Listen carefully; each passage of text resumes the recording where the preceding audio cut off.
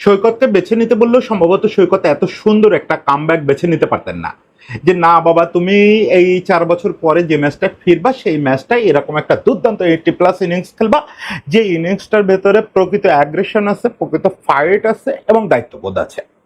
এই ইনিংসটা সৈকতের ক্যারিয়ারের জন্য অবশ্যই একটা টার্নিং পয়েন্ট। আমি এই ম্যাচের আগেও বলতেছিলাম, বিভিন্ন জায়গায় বলছি যে সৈকতের জন্য এটা ফাইনাল লাইফ লাইন। সৈকতের যা বাংলাদেশের ক্রিকেটে করার কথা ছিল তার কিছুই হয় নাই, ব্যক্তিগত কারণে হয় নাই, ইনজুরি, পারিবারিক সমস্যা, ফর্মহীনতা, সব কিছু ছিল। একই সঙ্গে নির্বাচকদের ভয়াবহ অবহেলা গত 2-3 বছর ধরে ছিল। অদ্ভুত সব যুক্তি ছিল যে সৈকত আর মিরাজ একসঙ্গে খেলতে পারে না, কিন্তু সৈকত আজকে প্রমাণ করে দিচ্ছে যে এইসব কুযুক্তি আসলে কোনো যুক্তি না। সৈকত এই ইনিংসটা অনেক কিছু প্রমাণ করছে। ঘরোয়া ক্রিকেটে রান করলে সেটা যে ইন্টারন্যাশনাল ক্রিকেটের একটা ইঙ্গিত বহন করে সেটাও সে প্রমাণ করছে। ঘরোয়া ক্রিকেটে গত 2-3 বছর ধরে অলরাউন্ডার সৈকত যে দুর্দান্ত পারফর্ম করে যাচ্ছে, সেটার যে আমাদের ইন্টারন্যাশনাল ক্রিকেটের দরকার আছে এটাও সে প্রমাণ করে দিচ্ছে।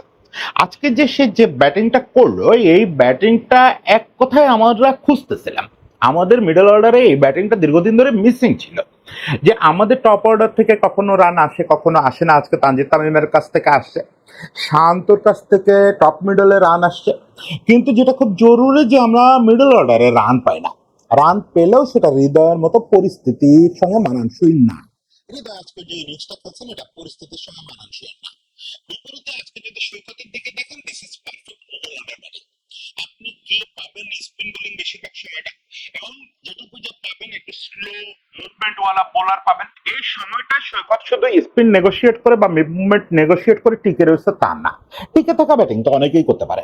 সৈকত এখানে যেটা করছে প্রয়োজন অনুযায়ী পাল্টা আক্রমণ করছে, মানে অ্যাগ্রেশনটা সে ভুলে যায় নাই। প্রয়োজন অনুযায়ী জাম্পাকে বা অন্যদেরকে ছক্কা চার এগুলো মেরে গেছে, মেরে স্ট্রাইক রেটটা সবসময় 100-র উপরে রাখছে। যখন ইনিংসটা শেষ করে অপরাজিত অবস্থায় মাঠ ছেড়ে আসছে তখনও তার স্ট্রাইক রেট 100-র উপরে।